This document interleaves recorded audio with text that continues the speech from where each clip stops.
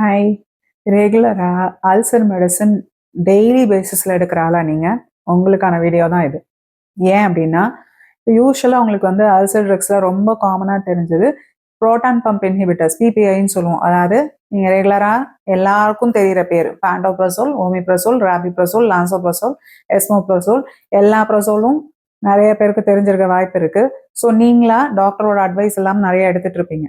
So இது எதுக்கு நம்ம யூசுவலா டாக்டர்ஸ் குடுக்குறோம் அப்படின்னா, அல்சருக்கு உணவு குழாயில இருக்கிற இன்ஃப்ளமேஷன் ஈசோஃபஜைட்டிஸ் அதுல இருக்கிற புண்ணு, வயிறு சிறுகுடலோட முதல் பகுதியில பெப்டிக் அல்சர்னு சொல்லுவோம். இதுல வர புண்ணுக்கு, அதே மாதிரி நெஞ்ச கரிக்குதுன்னு எது கழிக்கிற ப்ராப்ளம் இருக்கு இல்லையா, அவங்களுக்கு இந்த மாதிரி கண்டிஷன்ஸ்க்கு ஒரு 4 to 8 வீக்ஸ் இந்த மாதிரி நாங்க சஜஸ்ட் பண்ணுவோம். பட் அதை போட்டா நல்லா இருக்கு, நிறுத்தினா வருதுன்னு சொல்லிட்டு டாக்டரோட ப்ரிஸ்கிரிப்ஷன் இல்லாம நீங்களா கன்யூ பண்றீங்கல்ல, அங்கதான் ப்ராப்ளம் ஸ்டார்ட் ஆகுது. ஸோ இது ஓவரா யூஸ் பண்றதுனால என்ன பிரச்சனை அப்படின்னா, நார்மலா நமக்கு வயிறுல ஆசிட் இருக்கணும். பர்பஸா தான் கடவுள் நமக்கு ஆசிட் கொடுத்துருக்காரு. ஸோ இந்த வயிறுல இருக்கிற ஆசிட் வந்து நமக்கு இம்யூனிட்டி, கிருமியை அழிக்கிறதுக்கு, ப்ளஸ் வந்து அந்த ஆசிட் ப்ரொடக்ஷன்ல தான் ப்ரோட்டீன்லாம் டைஜஸ்ட் ஆகும். ஸோ சில உணவுகள் இந்த ஆசிட் என்விரான்மெண்ட்ல தான் அப்சார்பே ஆகும். ஸோ இதெல்லாம் நம்ம வந்து தடுக்கும் போது அது அப்நார்மலா போய் ஸ்டொமக்கை தாண்டி குடல்லலாம் அப்சார்வ் ஆகும்போது அந்த நியூட்ரியன்ஸும் நமக்கு கரெக்டாக கிடைக்காது. ஸோ ஃபர்ஸ்ட் பாயிண்டே பார்த்தீங்கன்னா, இந்த ப்ரொலாங்ட் யூஸ்னால வர்றது நியூட்ரியன் டெஃபிஷியன்சி தான். இதில் மெயினாக அஃபெக்ட் ஆகிறது என்னன்னா, இந்த மெக்னீஷியம், கால்சியம், பொட்டாசியம், ஹைப்போமெக்னீஷியமியா, ஹைப்போகால்சியமியா அண்ட் ஹைப்போகலீமியா இது எல்லாமே நமக்கு அந்த மினரல்ஸ் வந்து இல்லாதனால நமக்கு நிறைய சைட் எஃபெக்ட்ஸ் கொடுக்கும். அதே போல B12 அப்சார்ப்ஷனும் இன்ஹிபிட் ஆகுது. விட்டமின் B12 அயன் அப்சார்ப்ஷனும் குறையுது. ஸோ ஆட்டோமேட்டிக்காக பேஷண்ட் வந்து அனிமிக் ஆயிடுவாங்க. எதனால அனிமிக்கா இருக்காங்கன்னு உங்களுக்கு தெரியாது. அவங்களோட ஹீமோகுளோபின் நீங்க ரெகுலராக யூஸ் பண்றவங்க இருந்தால் போய் செக் பண்ணி பாருங்க. ஸோ அனிமியா உங்களுக்கு காமனாக இருக்கும். ஸோ இந்த நியூட்ரிஷனல் டெஃபிஷியன்சி இன்னொரு எஃபெக்ட் பண்ணுது. ரெண்டாவது பார்த்தீங்கன்னா போன் லாஸ். இப்போ கால்சியம் டெஃபிஷியன்சி இருக்குன்னு சொன்னேன் இல்லையா, கால்சியம் அப்சார்ப் ஆகிறது அந்த ஆசிட் என்விரான்மெண்ட் இல்லாதனால சரியா ஆகாது. அப்போ என்ன ஆகும்னா, உங்களுக்கு வந்து ரொம்ப நாள் யூஸ் பண்ணுறவங்களுக்கு போன்ஸ் எல்லாம் வீக் ஆகும், ஆஸ்டியோபோரோசிஸ் அந்த மாதிரி போகும். ஸோ அப்போ என்னன்னா, ஒரு தடிக்குள் இருந்தால் கூட உங்களுக்கு ஒரு ஃப்ராக்சர் வரும், போன் பெயின் இருக்கும்.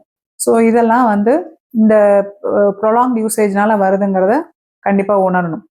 நாலாவது பார்த்தீங்கன்னா கிட்னி ப்ராப்ளம். இவ்வளோ நாள் நீங்கள் என்ன நினச்சிட்டு இருந்திருப்பீங்கன்னா, நான் பெயின் கில்லர் ரொம்ப நாள் எடுத்தா எனக்கு கிட்னி ஃபெயிலியர் ஆகும் அப்படின்னு. பெயின் கில்லருக்கு அல்சர் வராமல் இருக்கிற அல்சர் மாத்திரை ரெகுலராக எடுத்தீங்கனாலும் கிட்னி ஃபெயிலியர் வரும். ஸோ இது எப்படி ஸ்டார்ட் ஆகுதுன்னா, ப்ரொலாங்ட் யூசேஜில் அந்த கிட்னிக்குள்ளார நெஃப்ரான்ஸ், அதான் யூனிட் ஆஃப் கிட்னின்னு சொல்லுவோம். ஸோ அதுக்குள்ளே தான் யூரின்லாம் ஃபார்ம் ஆகி ஃபில்டர் ஆகி வரும். அதில் இன்ஃப்ளமேஷன் வரும்.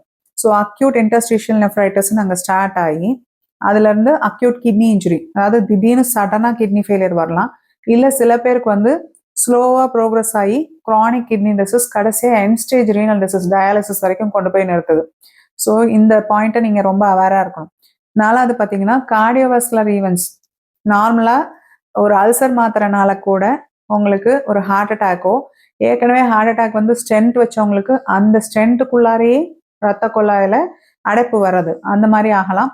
ஸ்ட்ரோக்கு, பக்கவாதம் இந்த மாதிரி பிரச்சனைகள்லாம் வரலாம். இதுக்கு என்ன காரணம்னா, இந்த கால்சியம் அப்சார்ப்ஷன்லாம் குறையிறது ஒன்று. இன்னொன்று ஏடிஎம்ஏன்னு ஒரு கெமிக்கல் கம்மியாக செக்ரேட் ஆகிறனால அதில் வந்து நைட்ரிக் ஆக்சைட், பிளட் வெசல்ஸில் ஏற்கனவே நான் பிபி வீடியோவில் போட்டிருந்தேன். அந்த நைட்ரிக் ஆக்சைட் சரியா இல்லைன்னா ரத்த குழாயில் டேமேஜ்லாம் வரும்.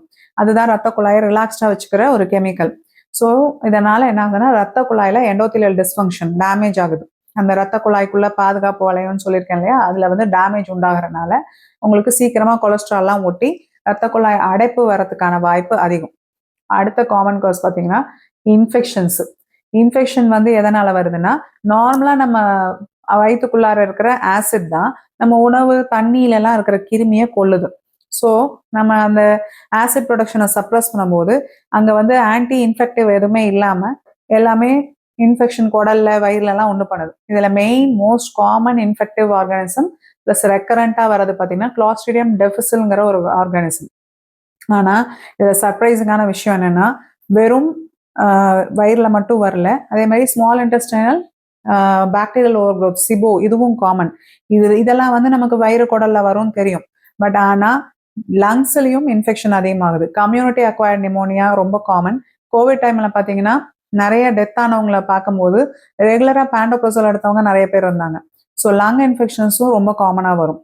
இது இல்லாம ஆசிட் ப்ரொடக்ஷன் குறையறனால யூஸ்வலா இந்த ஆசிட் ப்ரொடக்ஷனை ஸ்டிமுலேட் பண்ற ஒரு ஹார்மோன் இருக்கு, கேஸ்ட்ரின் சொல்லிட்டு. வயிறுல அந்த கேஸ்ட்ரின் போய் தான் கேஸ்ட்ரிக் ஆசிடை செக்ரேட் பண்ணும். ஸோ இந்த ஹார்மோன் வந்து எங்கடா ஆசிடை காணோம், இந்த மாத்திரை வந்து சப்ரஸ் பண்ணுதுன்னு சொல்லிட்டு அதை அதிகமா செக்ரேட் பண்ணும். இந்த ஹைப்பர் கேஸ்ட்ரினிமியா எங்க கொண்டு போய் நிறுத்தோம்னா வயிறு கேன்சர்ல, கேஸ்ட்ரிக் கேன்சர் வரும். அதே போல குடல்ல கோலோரெக்டல் கேன்சர், கணையத்துல, லிவர்ல, எல்லா இடத்துலையுமே கேன்சர் வர்றதுக்கு வாய்ப்பு இருக்கும். அதே போல இன்னும் 2 வியாதி, இதுவும் ரொம்ப காமனா இந்த பிபிஐ அதிகமா யூஸ் பண்றவங்களுக்கு வருது. அது என்னன்னா ஹெப்பாட்டிக் என்கெஃபலோபதி. ஈரல் பாதிச்சு அது போய் மூளையை செகண்டரியா அஃபெக்ட் பண்றது. அதே போல டெமென்ஷியா, ஞாபக மறதி நிறைய பேருக்கு இருக்கும் இல்லையா, வயசானவங்க எல்லாம் என்ன நடக்குதுன்னே தெரியாமலாம் போறாங்களே, அந்த மாதிரி ஆகிறது. ஆனா இது ரெண்டுக்கான காரணம் தெரியல, பட் இந்த பிபிஐ இது கூட ரொம்ப லிங்க்டா இருக்கு. ஸோ நீங்க எப்பயும் நாம எடுக்க வேண்டிய அளவை தாண்டி நீங்க ஓவர் யூஸ் பண்ணும்போது தான் இவ்வளோ பிரச்சனை வருது. இதுக்கு பதிலா நான் வந்து வேற அல்சர் மெடிசன் எடுக்கிறேன் அப்படி சொல்லி போனீங்கன்னா அடுத்த குரூப் பார்த்தீங்கன்னா H2 ரிசெப்டர் ஆன்டகனிஸ்ட்னு சொல்லிட்டு, இதுவும் நீங்க பேரெல்லாம் கேள்விப்பட்டிருப்பீங்க. ரானிட்டிடின், ஃபெமோட்டிடின், சிமிட்டிடின் எல்லாம் கிடைக்கும்.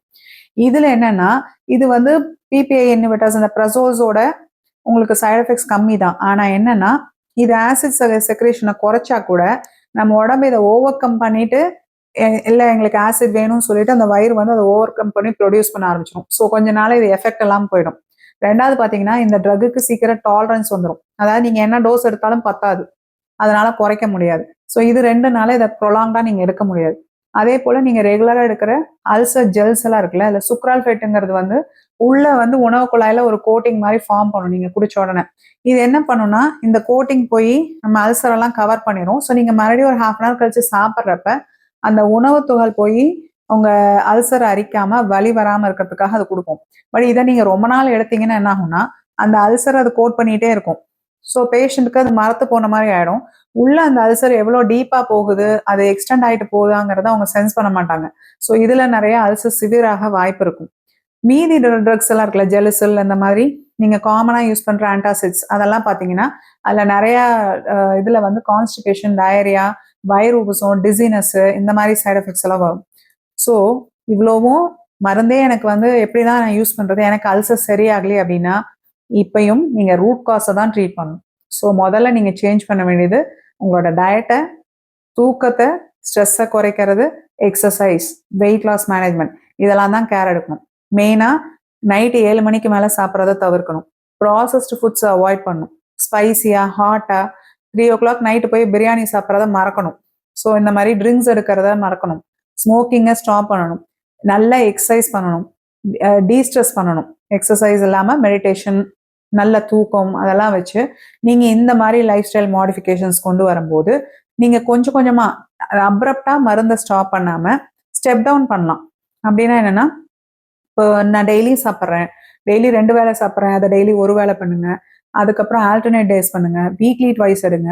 அப்புறம் SOS இஃப் நெசசரி, தேவைப்பட்டா மட்டும் எடுத்துக்கிறேன். இந்த மாதிரி நீங்க மாறுங்க. ஏன்னா இது ஏன் இன்னைக்கு இந்த டாபிக் எடுக்கிறேன்னா 70% ஆஃப் பிபிஐ யூசர்ஸ் யாரெல்லாம் இது யூஸ் பண்றாங்களோ அது வந்து வித்தவுட் ப்ரிஸ்கிரிப்ஷன் தான், டாக்டரோட அட்வைஸ் இல்லாம தான் யூஸ் பண்றீங்க.